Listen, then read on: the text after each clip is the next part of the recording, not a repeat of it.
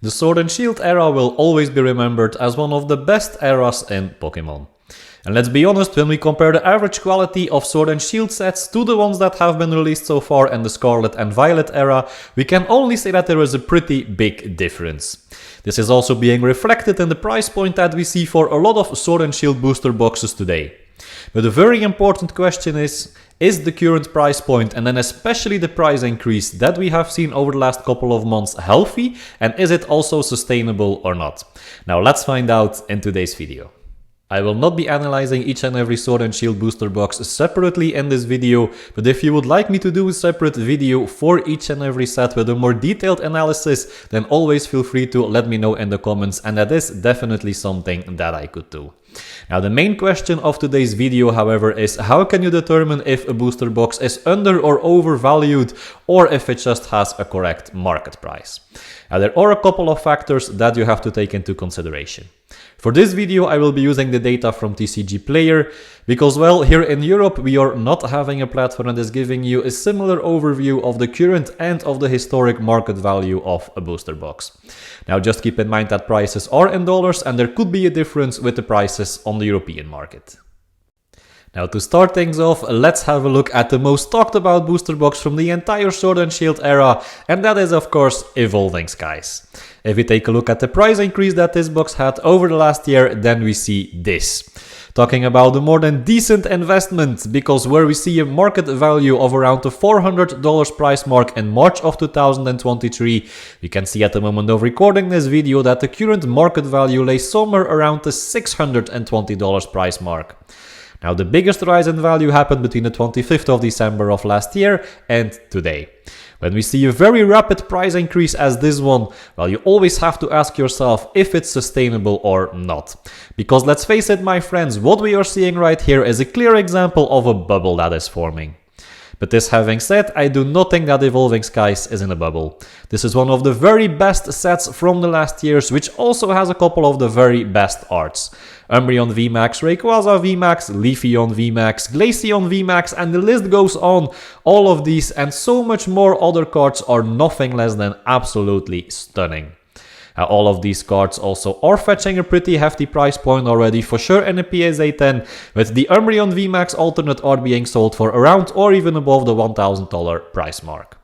Now when we take a closer look at the chart from the EvolvingSkies booster box, what I normally do is form a line from where I think that the floor value of the box lays. And if we do that, well, then we see that this is somewhere around the $450 price mark at the high end and around $415 on the low end. So if you are able to buy a box in this price range, well, that should be a safe bet and a potential lucrative purchase for the future. Now there are statistics that give you a more clear pattern than this one, but more about that in a couple of minutes. So what does this exactly mean? Does this mean that an EvolvingSkies booster box could drop all the way back to the price range of around $450 or maybe even $415? Well, in theory, that definitely could. Do I actually see that happen? Probably not. The chance that you will still be able to buy, for sure in mint condition, EvolvingSkies booster box within this price range seems close to be impossible. However, I don't like rapid price increases as the one the EvolvingSkies booster box had and is still having on today. I would also not be surprised if this box reached a price of $1,000 by the end of this year. Now, do I say that will happen for sure? No, but I would also not be surprised if it actually does. And the only thing that in my opinion could still crash the price of this box is a big reprint or a big restock. Never say never, but I just don't think that Pokemon is going to do that. But anyway, I have to say it is a risk to keep in mind when you are buying an EvolvingSkies booster box at the current market price. Another very popular set I know a lot of people are taking a look at is Lostorigin. If we take a look at the chart from this box, then we can see a completely different pattern. The market price on this box was of course influenced a couple of times by the reprints that happened. Now if we would draw a similar line as we did for the EvolvingSkies booster box, then we can see the following occur. If we see this pattern, then we can make a conclusion that the average value of this box over the last year was laying somewhere between the $140 and $150 price mark. On the downside, we can see a price of around $130. Now the support is somewhere just above the $140 price mark, which means that buying this box for a price between $140 and $145 should be a pretty safe bet. Do you want to reduce your risk even further? Well, in that case, you could also place the bottom line lower. Then you can take a look at like the orange lines, and in that case, you should want to buy these boxes at a price between $129 and $135. Now again, for sure to keep in mind that the price evolution from this box has seen a decent amount of crosswinds from the several reprints that hit the market. Before I continue with the rest of this video, do you enjoy my content and do you find value in it? Then don't forget to hit that like button and consider subscribing to my channel. Like that you will never miss out on any new content, and I would of course always appreciate that. Another set we can take a look at is a bit less popular, and that is the Pikachu team set Vivid Voltage. Now if we take a look at those statistics from the last 12 months, well then we can see a very clear pattern which makes it pretty obvious that the price point that could be called pretty safe to buy these boxes at is laying around $130. Giving the actual market price at the moment of recording, according to the data from TCG Player, it is laying somewhere around the $135, so it's pretty safe to say that you could definitely still buy these for your collection or maybe as a potential investment. Now as always my friends, this is not by any means investment advice, I am not a financial advisor and you always have to do your own research before investing. However, a set like Vivid Voltage is a bit lackluster, with the Rainbow Rare Pikachu VMAX as the absolute chase card.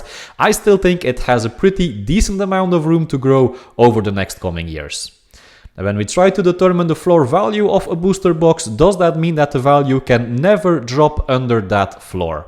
For sure not. Let's take a look at another set from Sword and Shield, because the base set of that era is a very clear example of a set that could actually fall under what could be considered as the floor value.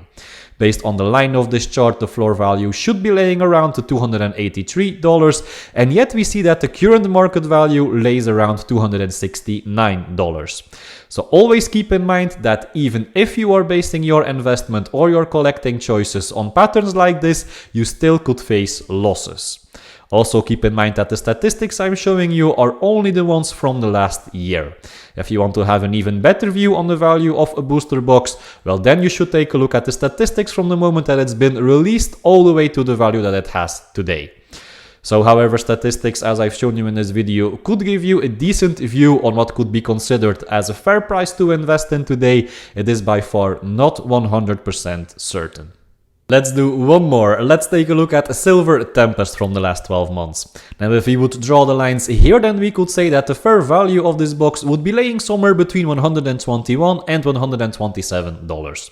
With a current market price of around $136, that does seem to be a bit overvalued. However, the factors that did influence the price of a box like Silver Tempest in the past, like the reprints that happened, will probably not be influencing the price anymore in the coming months, let aside years. Now, at a certain moment, a set goes out of print, so there is not coming any new supply in the market anymore. From that moment on, the drops that appear on the charts because of reprints that happened will start to fade away. So overall, what I like to see more than some rapid price increases is a more steady growth, like the value of, let's say, a Cosmic Eclipse booster box. If you take a look at the statistics from that box, then we can see that it had a steady climb from March of 2023 all the way to the end of August of last year, when it reached a value of around $778. That moment it had a bigger price jump all the way to $850 by the end of September. Now from that moment it stayed rather stable between a price of $850 and $860. Now the reason why you were not seeing any more price swings is simply because of the fact that the market has determined a clear value for this box, also not having to keep in mind possible reprints anymore. Now if you would want to buy a booster box from Cosmic Eclipse today, then keeping in mind a fair value of somewhere between $778 and $835 should be more than fine. Again guys, not investment advice, always be sure to do your own research. Now this having said, I think Cosmic Eclipse is one of the best sets from the Sun and Moon era, which in my personal opinion could easily hit at one point in the future the $1,000 price mark. So okay, let's answer the main question of today's video. Do I think that the Sword and Shield booster boxes are in a bubble or not? Well, it's for sure a fact that we did see a couple of very rapid price increases for a couple of these boxes. Especially the EvolvingSkies price went totally bananas, and we cannot say that's just normal price behavior because it simply is not. This having said, when a set is so popular that everyone wants to have it in their collection and the art of the cards inside is that beautiful, then wouldn't that justify a big premium? However, I feel like there could be some risk involved when investing in EvolvingSkies at the current market rates. I am pretty convinced that we haven't seen the highest prices for the set at all. So maybe a temporary lesser interest in, let's say, the summer could push the prices of a couple of booster boxes down, but it is my guess that by the end of this year, most Sword and Shield booster boxes will be at or above current values. So also, if you are starting today and you want to make a nice collection with a couple of the best sets from the last years, I still think that buying Sword and Shield booster boxes could be a very good choice to make. Also, don't make the decision based on only historical statistics, because past performance is never a guarantee of future results. Because of this reason, always try to determine what is a price that you feel comfortable with spending for a booster box or for any other collectible. If you do that, then you will never be disappointed when the market falls for a certain amount of time. Okay, my friends, this brings me to the end of this video. Did you find value in this video? Then don't forget to leave a like and consider subscribing to my channel. That could really help me out a lot. So thank you so much for watching, and I hope to see you again in my next video. Bye bye.